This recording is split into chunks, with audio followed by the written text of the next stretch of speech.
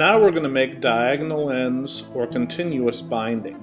Now the instructions are going to show you how to line up the fabric for each angle, but for this one what we'll be doing is we'll be lining up the top fabric against the right hand side line and the bottom fabric against the left hand side line. Now we'll have a perfect 90-degree angle. Now if you've cut it right at the top, even though you can't see it, the point should be right where it's supposed to be in the bottom on that center line.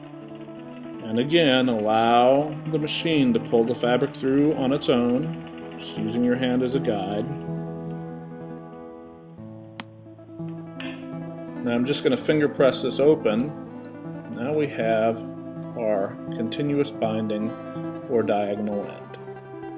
And now, for the other side, we're going to line the fabric up exactly the opposite direction. And this time, when we put it down, we are going to line the top fabric up against the left-hand side and the bottom fabric up against the right-hand side. And that should put our point right in the center and that top point where it should be. And again, to sound like a broken record, we're going to allow the machine to pull the fabric through on its own. Give it a snip, finger press it open, and now we have the other side angle.